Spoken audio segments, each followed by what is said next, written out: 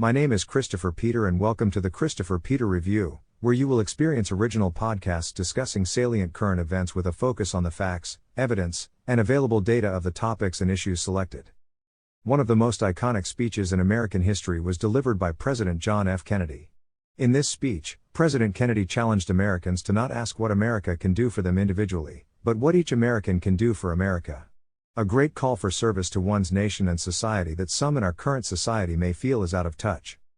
There are many people who want to make the case that there are two Americas, and maybe they are actually right. There is one class of Americans who want society to do everything for them, provide them everything. From crib to coffin, afford them the best of everything with their best effort, and feel justified to accept what they never earned. And there is the other class who bears the burden of paying for those luxuries the other class attains.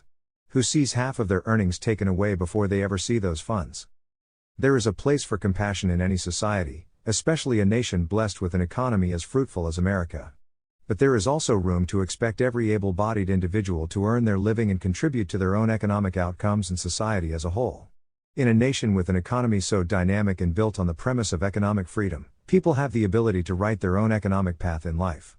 There are so many opportunities available that it is quite confounding when people say they are trapped.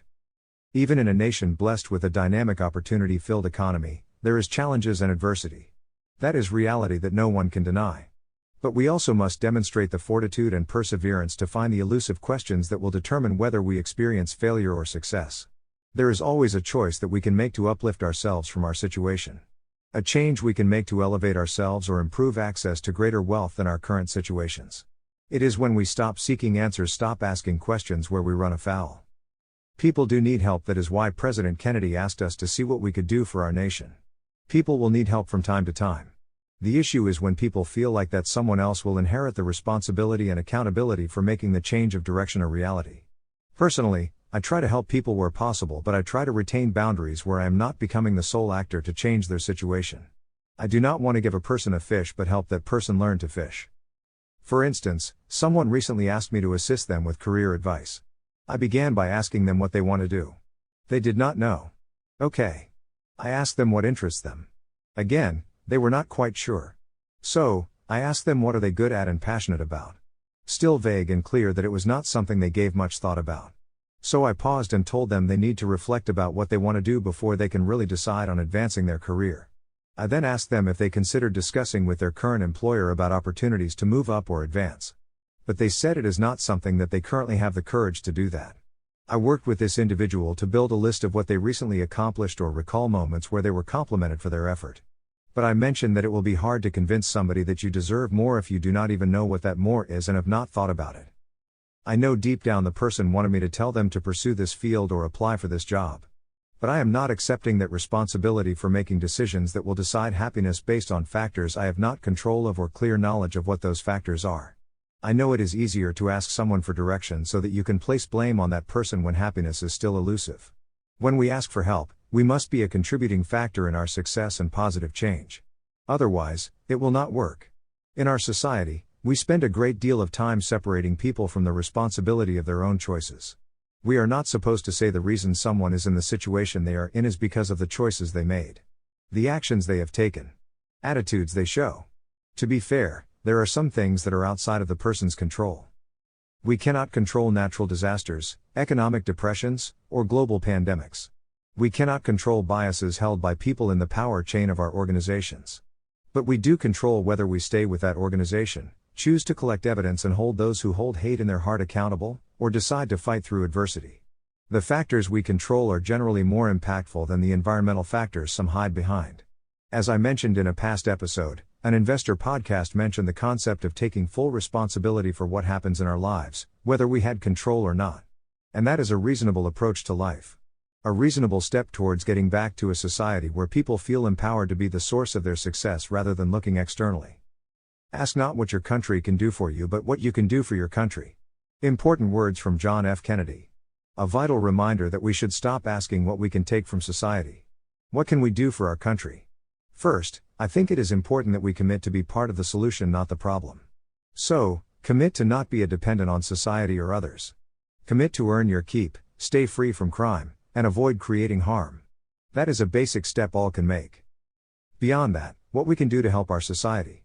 Help can mean so many different things. Entrepreneurs who start and operate businesses contribute a great deal to society by providing needed goods and services, employing people that provides wealth to contribute to the economy, and they pay taxes to fund government services and projects.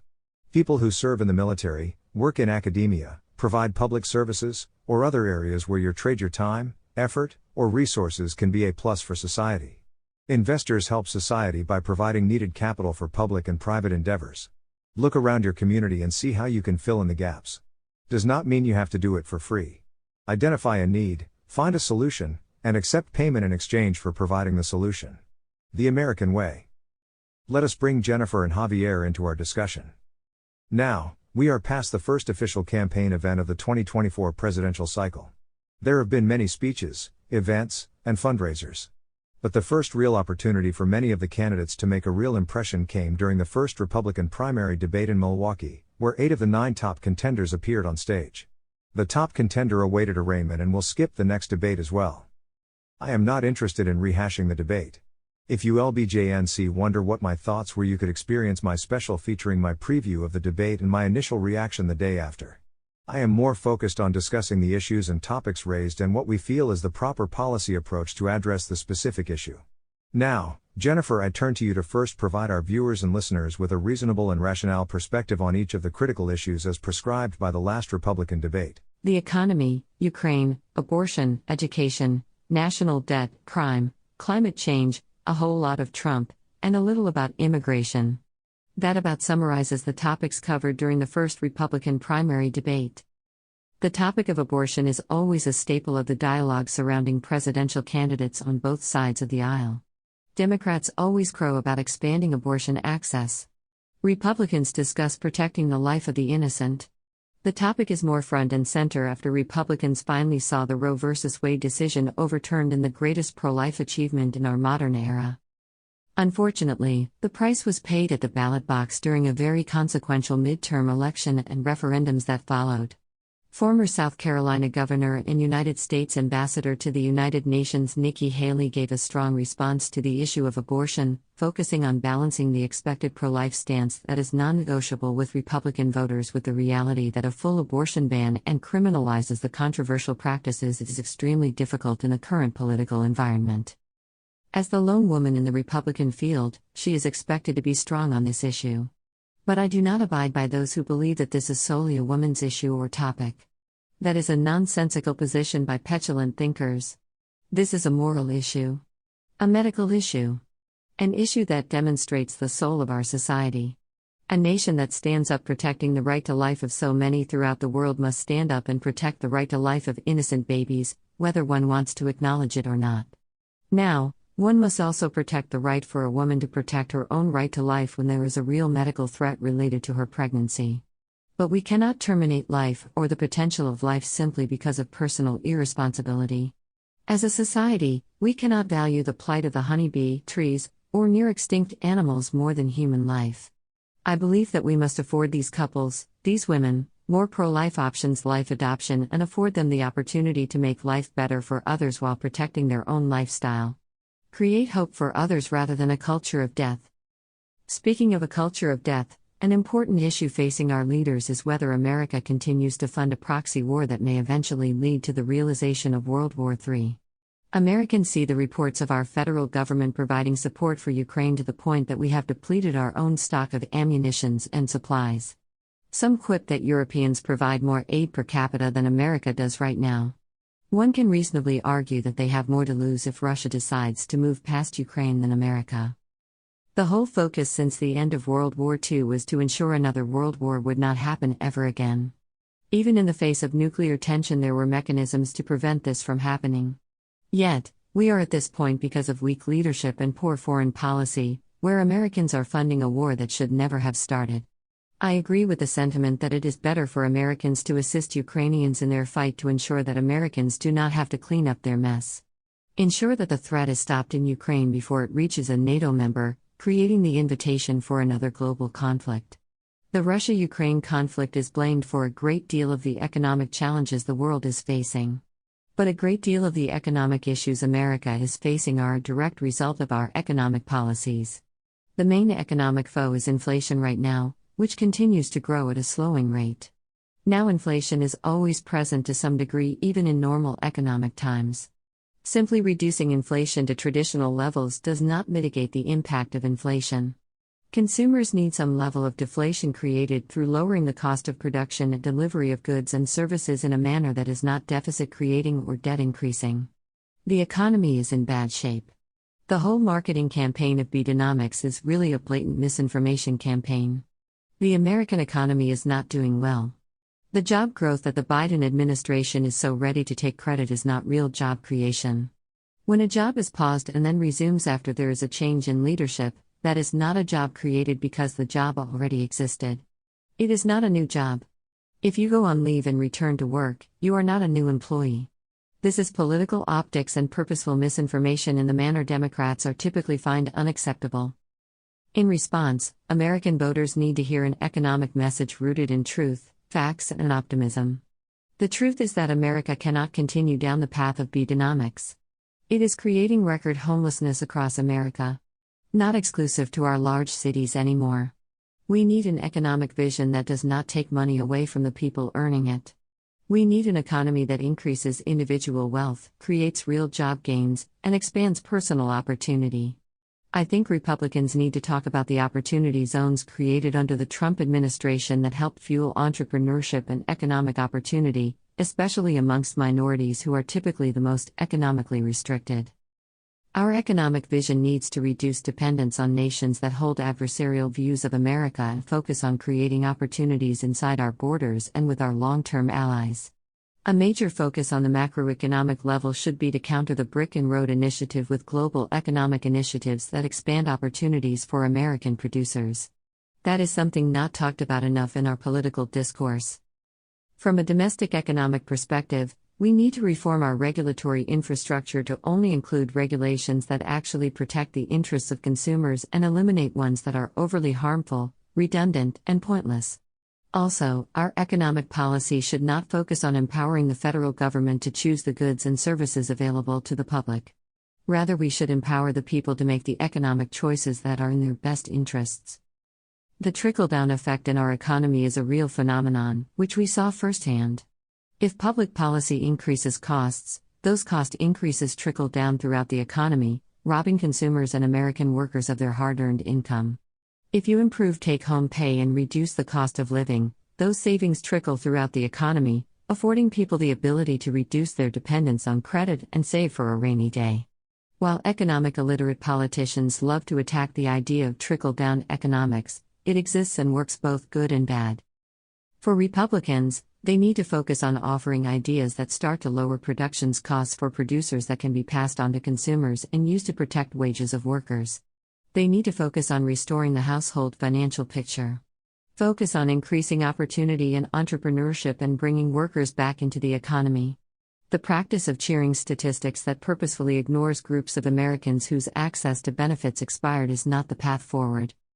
The greatest tool federal, state, and local governments can provide to people that can improve their economic outcomes is a quality education that can help them succeed in a collegiate environment, trade program, military service, or entry into the job market. Republicans focus greatly on pulling back on the radicalization of our education system. But I think they need to change the narrative on their efforts. During the Bush era, the idea of no child left behind was a catchy idea because it created the mindset that the federal government would take some level of responsibility to ensure that every child had the opportunity to succeed. In the modern era, we need some program where the federal government ensures that every student can read, write, add, subtract, and compete intellectually on the same level as our global counterparts.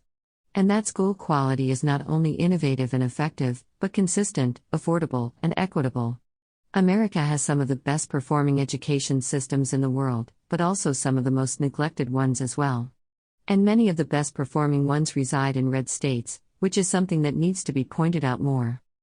Our youth should not graduate hating America, obsess over the perception that the world hates them, or that something is owed to them simply because they exist. Rather, our graduates should understand that our nation is perfectly imperfect, but provides opportunity to those who work hard, innovate, and learn every day. Graduate students with a mentality of success being earned, not entitled. The reality in life is that we all have to compete for success. We have to be creative, personable, assertive not aggressive, and forward-thinking. Our education system should instill these qualities and the necessary skills to make it possible. Finally, I believe that Republicans must be able to discuss the controversies surrounding former President Donald Trump in a balanced manner, where conservatives who are typically value voters do not dismiss behaviors that go too far. At the same time, Republicans must call out the unprecedented effort made by progressives to use government power to create political outcomes not based on the will of the people, but the protection of their own political futures or the interests of their party. While I think former New Jersey Governor Chris Christie may be over the top with his bashing of Trump, I do think we cannot normalize many of Trump's behaviors. But I disagree with Christie where he kind of states that the legitimacy of the legal cases is immaterial. It is not. There are clear political bias impacting the process in a manner that is similar to how Russia shows their political opponents to Putin. Republicans should not want to operate in the gray area of politics but must also ensure that elected officials do not operate with the interests of the political parties but the will of the people, which appears to not be the case right now. Thank you, Jennifer. I think you provided a reasonable platform on the issues raised during the first primary debate. There will be a wider array of issues as we progress closer to the general election. Issues like gender, climate change, free speech, and taxes. Now, I turn to Javi. Please tell us where the Republican candidates are coming up short on the issues that are important to the average American. Before you begin, I want you to also give your thoughts on whether Republicans speak to Americans on the proper level or do they speak on the issues in a manner that the average person does not absorb or allows for the average person to accept the clickbait retorts when the Republicans are actually right. The Republican Party needs to field candidates who can have a valid argument on issues that are important for conservatives, moderates, and liberals. Traditionally, Republicans have been tasked with being the adult in the room. But sometimes the average American is swayed by the style over substance politicians who can deliver great speeches that say nothing at all. I think Republicans have the opportunity to increase their reach if they can have a broad appeal beyond just the fiscal and social conservatism. Democrats have pegged themselves as the far-left progressive party that is more than willing to embrace ideals that Americans traditionally reject like socialist economics or communist politics. Republicans need to have a broad platform that blends center-right conservatism with moderation, which can appeal to Republican and independent alike. During the debate, Florida Governor Ron DeSantis gave the best answer on the question of climate change. He shifted away from the traditional progressive trap where the media and the progressive elite want you to answer the question of whether climate change is man-made. A trap because a yes will use to make the false equivalence that one must accept the radical green agenda. Rather, he focused on the ideas to address will actually address the areas where people agree that something needs to be done. Like carbon capture rather than banning pizza ovens, heating homes, and driving. Focus on the facts that America has a record of steadily reducing carbon outputs and embracing greener production and sustainable. Progressives want Americans to believe that we are the worst offenders in terms of pollution, but that is not the case and has not been the case for quite some time. American emissions have declined steadily while we have outsourced production to China and others, affording them exemptions in climate accords that allow them to pollute while we must offset our economic and diplomatic enemies' emissions. Progressives want to paint a picture that American companies want to pollute our air or make our drinking water unsafe, but that again is political optics. Many companies are the source of sustainable solutions. Republicans needs to point out that the federal and state governments can help the green economy but, in a manner, consistent with our free market principles. The problem is that progressive politicians intervene in these markets with the intent to shift benefits towards their preferred producers, who may be donors for all we know. We need public policy that encourages rather than coerces in favor of special interests.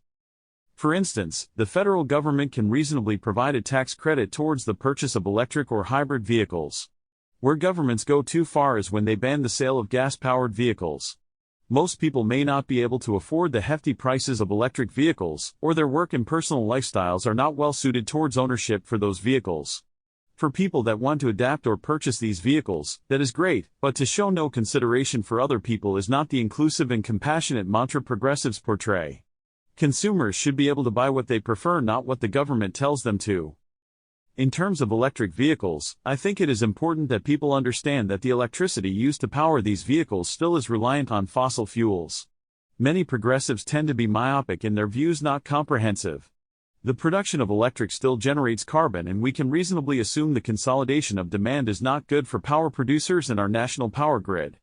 Again, I do not think people should be against owning an electric vehicle, but people should be coerced. That is where the government goes too far.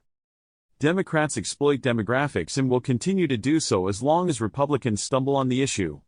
The reason why Democrats feel like they can embrace radical ideas without consequence is because they enjoy support of a biased media who will try to normalize their views in movies, songs, and television shows. So, when they try to make people believe that men can have babies, Republicans need to be consistent and show the listen to science crowd that it is not biologically possible without manipulation of some sort. At that point, it still shows that it is biologically possible because it is not naturally occurring. It is funny that in the not-so-distant past, Democrats were the party most aligned towards the idea of protecting women from violence, as they championed laws that protected women from domestic violence and ones that increased penalties on crimes that involve gender differences. Now, they have no issue with a man identifying as a woman and competing against women in sports. Again, there is a need for purposeful ignorance of science where we are to ignore the biological difference in the makeup of a man and woman to act like natural strength is the same. A woman can be just as strong as a man, but we know that average men have a different muscular structure by default than the average woman. For instance, the male lion by default is stronger based on muscle development and physical features than a female lion. Same with humans. Adults who decide they want to change have the freedom to make that choice. We are a free nation. But we must protect our youths from being influenced to make decisions that are not what they truly desire, or what is in their best interest. I am not sure that a school teacher is the best person to influence these decisions. That is why the bills that Democrats dub as Don't Say Gay are actually reasonable, because it protects our youths from being exposed to ideas that they are not mature enough. When you actually look at the legislation, it does not outright ban it, but delays it to a time when the student is mature enough. And teachers should focus on developing the reading, writing, and career skills in our youth rather than trying to project their radical views onto an audience not able to critically think about these subjects. There are many progressive parents out there who prevent their children from using social media, playing certain video games, and watching certain types of shows or movies until they are mature enough to be exposed to the material. That is the same standard here.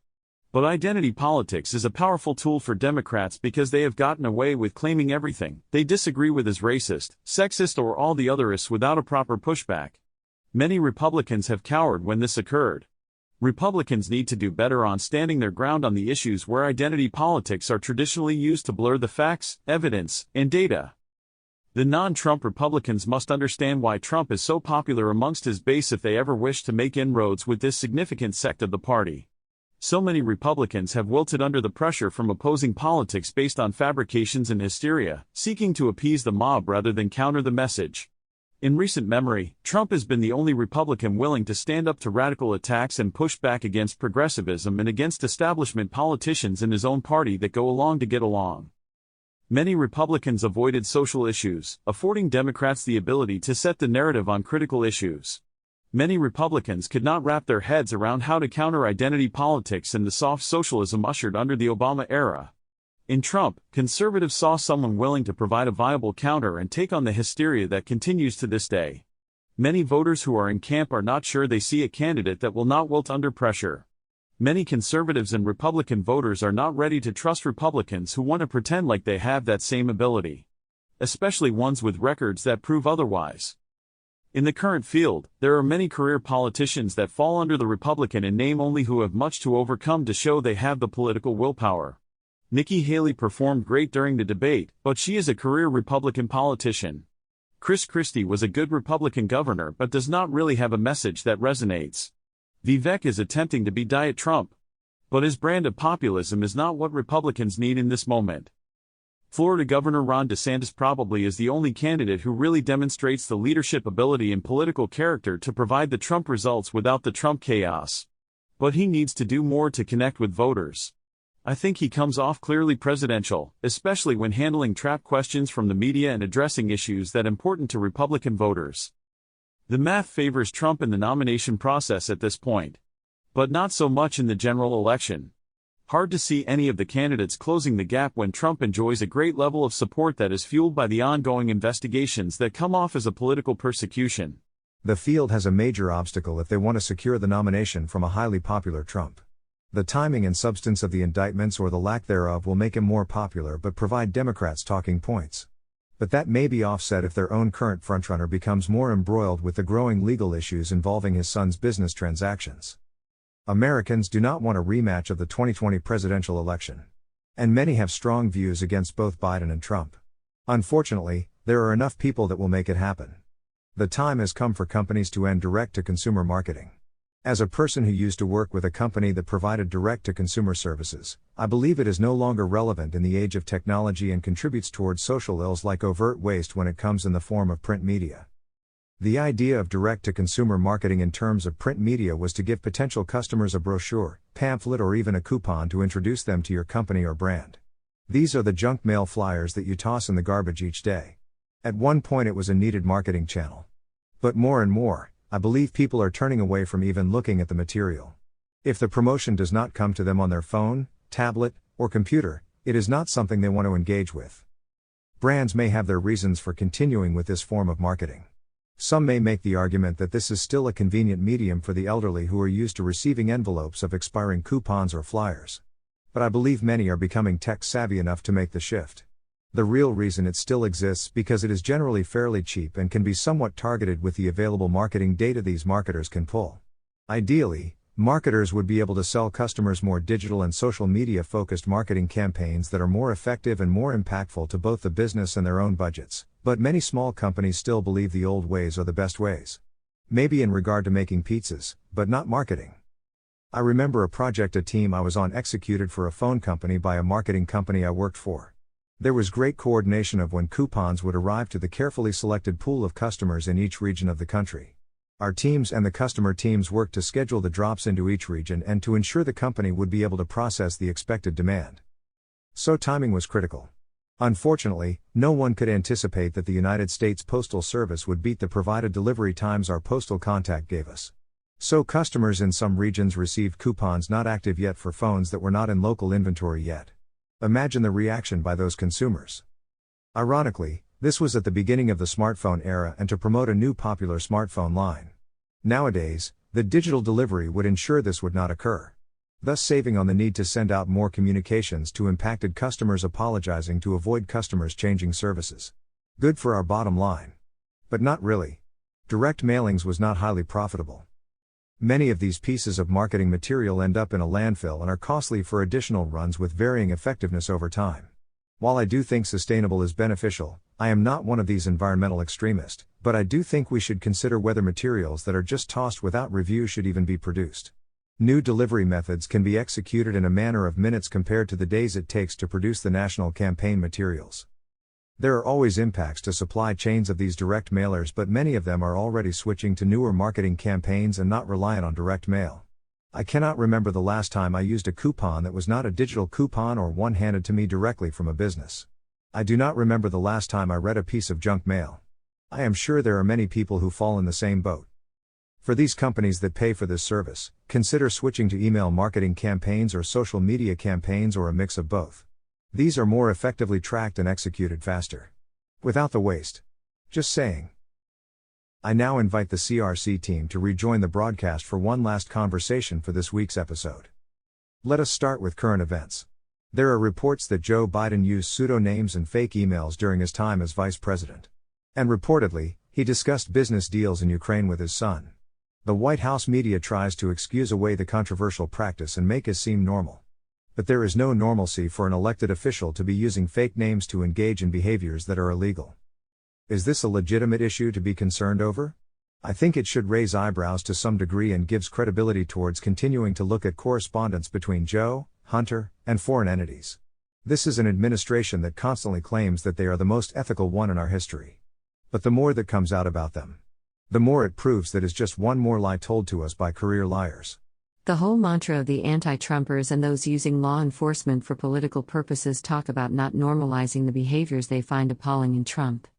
Yet, the more we find out about Biden and his alleged role in Hunter's business dealings, the more it makes the charges look petty. Especially when you are trying to explain away the unexplainable. No ethical person uses fake names and emails to conduct business dealings outside of the name used to secure the position of power that is needed to make those dealings possible. This is not like a writer using a pen name or celebrity using a stage or a performing under name. The issue being raised in a sitting vice president using fake names and emails to profit off his position of power. I personally like the poorly constructed excuse that it could be due to the volume of emails. Then why would you just not have an email with a modified version of your actual name? Like adding a number or the word personal to separate work and personal correspondence. It is one thing when you email someone from your personal account instead of your work account. Still bad. But somewhat explainable. You know someone outside of work and you mix up accounts. But to email people using a fake name shows the intent to hide something that may be criminal, unethical, or damaging to your political future. So there is a reason to question why this occurred. And what was the end benefit and who received the end benefit? The overall public is probably still not wrapping their minds around this scandal because they are under the dogma that they are not supposed to accept these accusations as legitimate. Or any consideration for the possibility of corruption is a sentiment towards Trump. But voters need to separate their dislike for one person and their scandals to consider the other person and their growing scandals. Both can be equally wrong or varying levels of wrong. But it is important to have a realistic view of each person. The media is dragging their feet on this. The Biden administration made us believe that it was to have a czar to help the public better identify what was disinformation or misinformation. That they might have wanted to have a czar to help them with their own misinformation campaigns. For instance, the administration exploits the economic illiteracy of the average person when they discuss economic subjects. They inflate their job creation through considering jobs that were on pause not newly created as part of the new jobs they claim Bidenomics has created. In regard to inflation, they mislead the public by making it appear that prices are going down when they talk about inflation. As we head into the next presidential election cycle, we can expect more exaggerated claims by this administration. Especially on topics that people may react based on emotions, not fact. Is this a problem or just politics in today's environment? I think it is a problem when a politician claims something that is patently false. Typically, political candidates exaggerate claims drawn from fact. For instance, the government does not create jobs other than ones open for federal, state, and local positions. Otherwise, the jobs are created by companies and organizations based on their need and customer demand. Every elected official wants to claim job creation. But when you include tens of millions of jobs that were not created, just restarted, that is misleading and it is misinformation. Another misleading claim is that our economy is strong. The goalpost has been moved and the crossbar lowered so much for this administration lately. What constitutes good economic performance is that we avoid or delay catastrophic events. In the past, we hoped to see tangible growth, increases in economic activity, and expanded investment in economic endeavors. Besides the jobs creation storytelling, the average person was probably not aware that companies are shrinking their offers. Unless they read the report in the Wall Street Journal. The average person is not aware that more people are using a greater percentage of their credit than in the past. And prices have not come down for staple goods. Not good indicators for one claiming that their economic vision is working. Also, we are starting to see homelessness across America rise to historic levels. Once a problem exclusive to cities like New York, Los Angeles, San Francisco. But now towns are having homeless roam their main streets. Record homelessness is not a sign of an effective economic policy agenda. People are starting to see more layoffs, economic strife hit home. While we have avoided a recession to this point, there is not much to be hopeful. People looking for new opportunities are no longer going to find income mobility. So, we will see less economic activity and movement. Another bad sign. Lending is also down from the prior year. An expected consequence of higher interest rates. The cost of borrowing is high, and banks are not as quick to fund anything and everything as they were during the free money era. A lot of challenges. You may want to paint a positive narrative that more electric vehicles are being purchased, the growth of inflation is slowing, and the recession is not yet here. But that is storytelling. Cherry-picking convenient coincidences is not what real leaders with integrity do. That is what self-serving politicians do all too often. We are supposed to focus on the positives in life and ignore the negatives to our own demise. Maybe that is why we need a disinformation czar. Maybe we are not focusing on the right positives in life. We should not be focusing on the devaluation of our retirement funds, or the increased usage of our credit cards, or the higher price of gas with the federal government running out of gimmicks to suppress the price at the pump. Maybe people need someone in the government to tell them what to believe about the government. And they call Republicans the fascists. At the very least, it is an adaptation of the Soviet style of governance in an American system. We will tell you if we are telling the truth. If they do not trust corporations to self-regulate, then why would we believe that they could self-regulate either? Are we supposed to believe the myth that people working in government are more ethical than those working in business? At least business people give you a good or service without coercion. We do not need misinformation, disinformation, or lack of information czar. Is Bidenomics working? Do we want to see the homeless every time we open our eyes? No. Do we want to see lower offers when we try to make a better life for ourselves and those we love? No. Do we want to pay higher prices and be told inflation is fixed? No. Do we want to see a Democratic president make home ownership once again a pipe dream? 30 years after a more competent Democratic president made home ownership more accessible to a fault. Bidenomics is not working. It simply is not working. We are going to keep this segment short this week. Thank you both for great work. Finally, I know all of the football fans in the crowd are excited about the upcoming football season that will commence a few days after this podcast episode goes live. I am not a fan of the Dallas Cowboys, but I do respect the profound impact the Cowboys have on the business side of football. The Dallas Cowboys are the most valued sports franchise in the world and the most profitable in America. Despite lacking the level of success that highlighted their past. The only comparable team in American sports with the same level of hype is the New York Yankees, who are the most successful team in American sports. Like the Cowboys, the Yankees used to have an outspoken and hands-on owner under the late George Steinbrenner. But the Yankees have the track record of championship wins and team construction that usually give hope that they will at least be in the mix, until this year came along. Although I am not a Cowboys fan and enjoy watching the various ways they flame out year in and year out, I respect their brand management, global reach, and the business side of the organization. In other sports, there is a great importance placed on being in a large media market. The Yankees and Knicks, two highly valuable and profitable teams in their own right, are in the largest media market in the United States. The Lakers and Clippers are in Los Angeles, the second biggest media market in America. The Golden State Warriors are in the most populated state and the tech capital of the world. But Jerry Jones has shown that everything can be bigger in Texas. Whether the Cowboys are in the mix or not, they are the centerpiece of the conversation of the media pundits.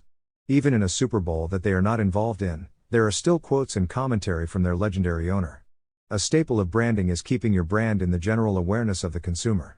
Either being the main topic or secondary topic. If they are talking and thinking about you, then they will buy your merchandise, tickets, and other goods and services. I always believe that the aura of the Cowboys helps the businesses of their rivals. Whether it is my Philadelphia Eagles, the New York Giants, the Washington Commanders, or the San Francisco 49ers, there is a boost for beating the Cowboys or severely impacting their championship aspiration. San Francisco has the same amount of titles, a more storied history, and the race for number 6 is probably a good driver for fan engagement for both fan bases. The 49ers had 2 chances to get to 6 and served as their obstacle the last 2 years in manners that served as highlight reels for the anti-Cowboys crowd. Like it or not, the Cowboys make you talk about them. They do things outside of ordinary processes and they talk more than anyone from people who usually are not staff that we are accustomed to hearing from. They are somewhat of the social media sports team. Jerry Jones speaks more than any owner in sports and gives more information than any of the coaches do. There is some respect for an owner that does not hide, but takes the good, the bad, and makes the ugly engaging. Many sports owners are not as visible. They may speak a couple times a year or at charity drives. Typically, someone else serves as the focal point or figurehead. When things do not go well, that figurehead is replaced. I think to some degree the Cowboys' appeal is whether Jerry will win his 4th more than if the Cowboys win their 6th. But Jerry is the Cowboys. They are one and the same. And that is good marketing. Helps their business bottom line and the ratings of the league. Now, we keep on hearing how good the Cowboys will be this year. They will have the top defense in the National Football League. They will make the NFC Championship game at least. The roster looks good, but so have past ones. I still think the team will not be playing football in February. Not a prediction. More of a spoiler alert. A big thank you to all of you in the audience. Your viewership is appreciated and valued. Please follow the Christopher Peter Review on social media and continue to visit www.crcreview.com for new episodes. Thank you once again. Until next time.